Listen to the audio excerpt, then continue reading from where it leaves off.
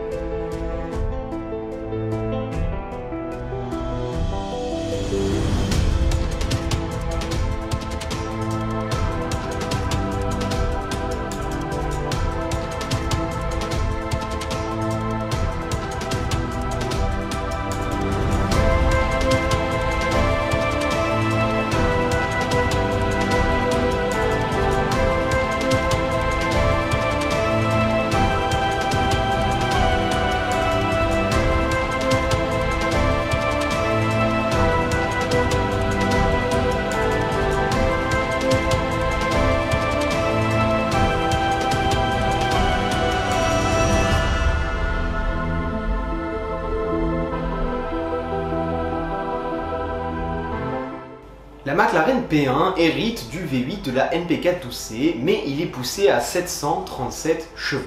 À ce moteur thermique viendra s'ajouter un moteur électrique de 179 chevaux, permettant d'atteindre la puissance totale phénoménale de 916 chevaux. Bien que suivi de très peu par la sortie des LaFerrari et 918 Spider, la McLaren P1 est bien la toute première hypercar hybride de l'histoire. Niveau design, la P1 impressionne par ses formes rondes, élégantes et discrètes qui cachent presque toute l'agressivité de ce monstre. Elle dispose d'un immense aileron rétractable pouvant également servir d'aérofrein. Niveau performance, la McLaren P1 déçoit certaines personnes un peu difficiles. Sa Vmax est bloquée électroniquement à 350 km/h et le 0 à 100 est expédié en 2,8 secondes. Rapidement, beaucoup vont comparer la vitesse de 400 km/h atteinte par la McLaren F1 avec la vitesse limitée à 350 km/h de la McLaren P1 et déclarer que la P1 est moins performante. Factuellement, la McLaren F1 expédie le 0 à 100 en 3,4 secondes, là où la P1 l'expédie en 2,8 secondes. Il paraît donc évident que la P1, si elle n'avait pas été limitée électroniquement, aurait pu battre les 400 km/h de la McLaren F1. Maintenant, ce qui est un peu décevant, et ça je le comprends, c'est que la McLaren F1 était le summum de la performance sur route à l'époque. Rien ne battait une McLaren F1, il a fallu attendre des années pour que la McLaren F1 soit battue. C'est pas le cas de la P1, puisqu'à ce moment-là, on avait déjà les Bugatti et les Koenigsegg.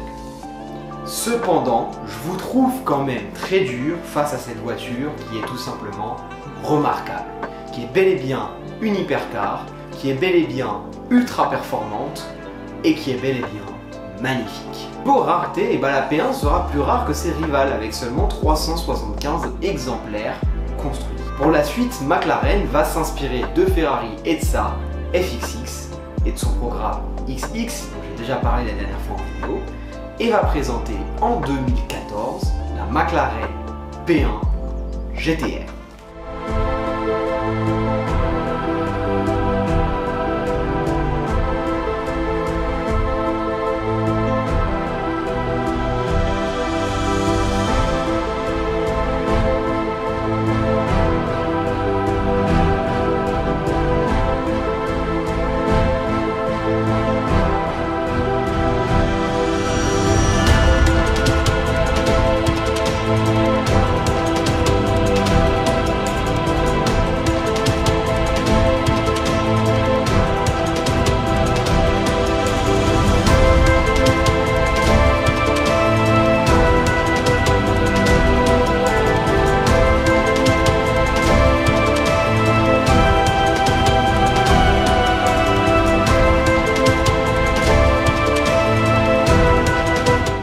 La McLaren P1 GTR est une version piste de la McLaren P1 qui n'est pas homologuée pour la route.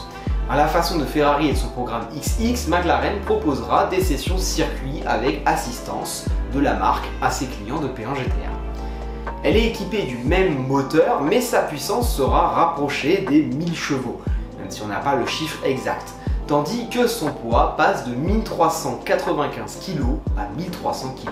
Et je vous ai dit non homologué pour la route, hein? Ouais, je vous l'ai dit. Alors, oui, en fait, il se trouve qu'il y a un garage dont on a déjà parlé dans la vidéo sur la McLaren F1 qui s'appelle Lazente.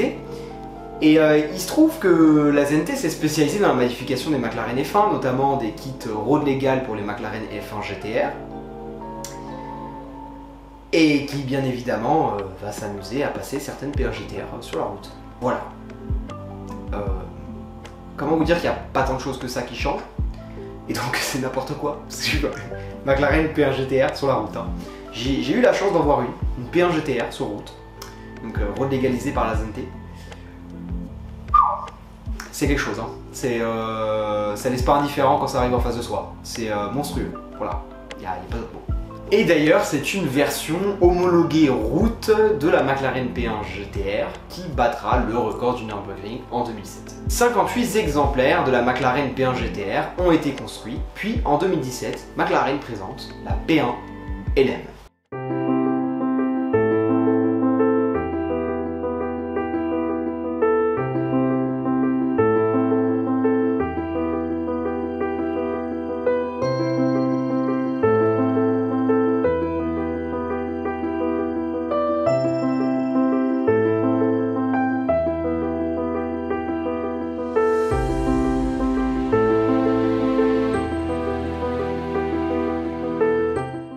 La McLaren P1 LM, c'est tout simplement un hommage au McLaren F1 LM. Hein. C'est tout simplement en fait une version road légale de la McLaren P1 GTR, mais faite par McLaren.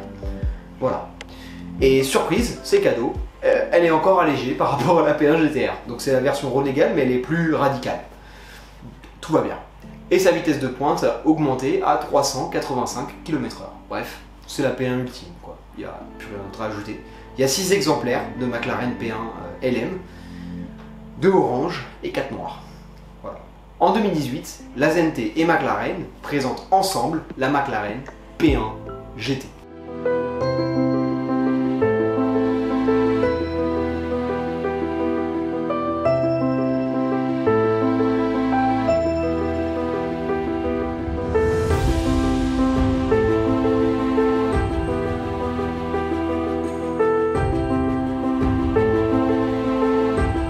La McLaren P1 GT est une version kitée de la McLaren P1 qui vise à rendre hommage à la McLaren F1 GT dont seuls 3 exemplaires furent construits pour homologuer la McLaren F1 GTR Longtail en compétition. 4 exemplaires seront produits, une pour chaque McLaren F1 GT et leur couleur originelle, mais il y en aura un exemplaire de plus puisque une des McLaren F1 GT a été repeinte et donc Lazente et McLaren ont décidé de faire absolument toutes les couleurs qui ont existé sur la McLaren F1 GT et donc ça fait 4 couleurs même s'il n'y a eu que 3 exemplaires. Voilà. Et puis en 2022, Lazente va faire encore quelques surprises et quelques heureux. Ils vont commencer par présenter la McLaren P1 HDK.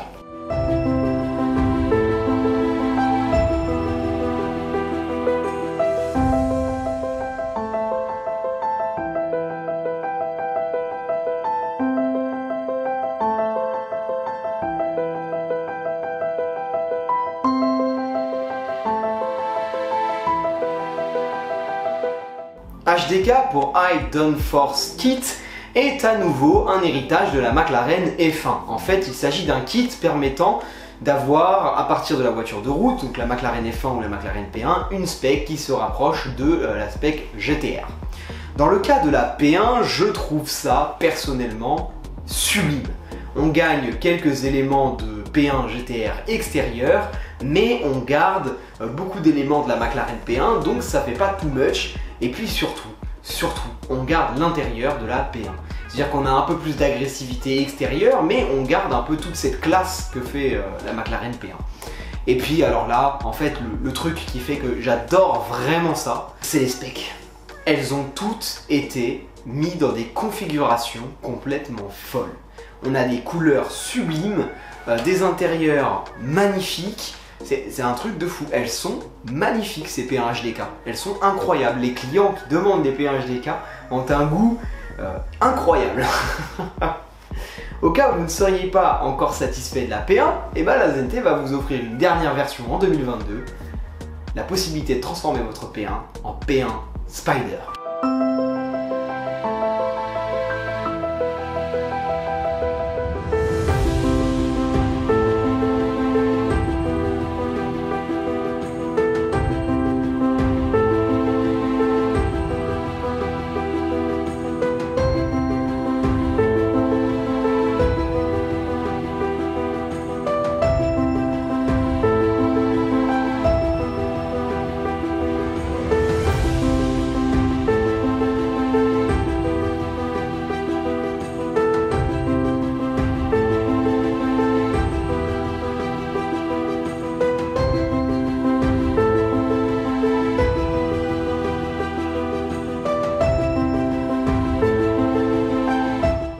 Je pense qu'on en a tous rêvé d'une version Spider de la McLaren P1. Ils l'ont fait. Et honnêtement, au final, je trouve pas ça si fou.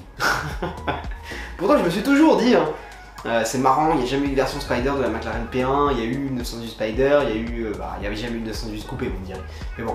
Et puis la Ferrari, il y a eu la version Aperta, ça on en parlera dans une autre vidéo, vous inquiétez pas. Mais du coup, au final, il y a toujours eu ce truc de ça serait trop bien de voir une P1 Spider. Et puis en fait, c'est assez décevant. Mais c'est pas grave, merci la ZNT d'exister, merci de faire vivre la P1 10 ans après sa sortie. Et ouais, déjà 10 ans les gars.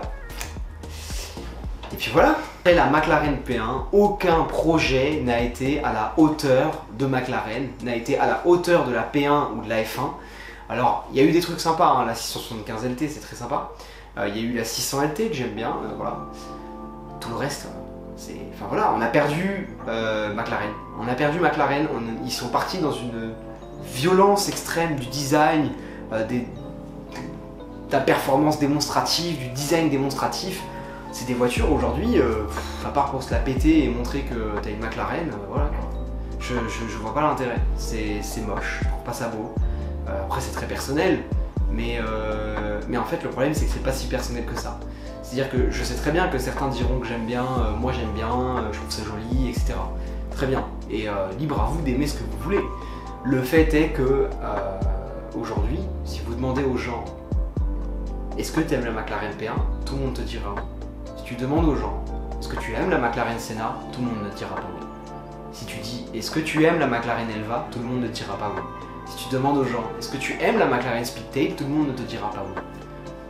Ces voitures ne font plus unanimité comme pouvait le faire la McLaren P1, comme peut le faire ce genre de voiture normalement.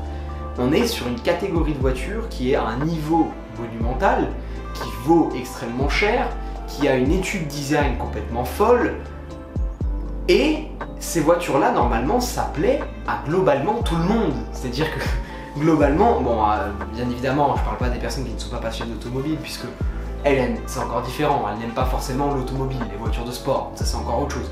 Mais si on prend des gens qui aiment les voitures de sport, qu'on leur montre une McLaren P1 ou une Bugatti Veyron ou une LaFerrari ou une Porsche 918 Spider, j'en connais pas un qui vous dira « Oh non, c'est pas beau ». Alors après, voilà, les goûts et les couleurs font que certains vont préférer la 918 Spider, certains vont préférer la LaFerrari, certains vont préférer la Bugatti Veyron, d'autres la Porsche 918 Spider. Ça, bien sûr, il n'y a aucun problème. Par contre, il y a un fait réel, c'est que je ne connais quasiment aucune voiture de ce niveau-là qui soit autant détestée que les McLaren qui ont suivi la P1. Et c'est pour moi, pour ça, que la P1 reste une voiture complètement mythique et une voiture autant aimée. Parce que c'est la dernière voiture monstrueuse qui a été construite correctement par McLaren. Bon, maintenant on peut parler un peu prix. La McLaren P1, ça se vend aujourd'hui entre 1 million et 2 millions d'euros. Pour une P1 GTR, il faudra plutôt aller vers 2 millions, 2 millions 5. Pour les P1 LM, et tout simplement je n'ai pas trouvé de vente, je vous rappelle qu'il n'y en a que 6 dans le monde. Voilà. Pareil pour les P1 GT, aucune en vente. Enfin, pour les transformations très récentes qu'effectue la ZNT, telles que les HDK ou les Spider, aucun prix n'a été divulgué et pour l'instant aucune n'a été vendue d'occasion, bien évidemment. Donc je ne pourrais pas vous dire combien coûte une P1 HDK malgré qu'elle soit sublime ou une P1 Spider. Si vous voulez le savoir, il faudra aller en Angleterre, chez la Zente et voir directement avec eux. J'espère que tu as kiffé cette vidéo. Si c'est le cas, n'hésite pas à t'abonner, laisser un petit pouce bleu, un petit commentaire. C'est quoi, t'as qu'à débattre sur la McLaren, sur les McLaren qui ont suivi la P1 et me dire pourquoi tu les aimes tant si t'es pas d'accord avec moi, parce que je sens très bien qu'il va y en avoir beaucoup qui vont pas être d'accord avec les mots que j'ai eus. Mais c'est mon avis et ça va être très dur de me faire changer d'avis. Salut!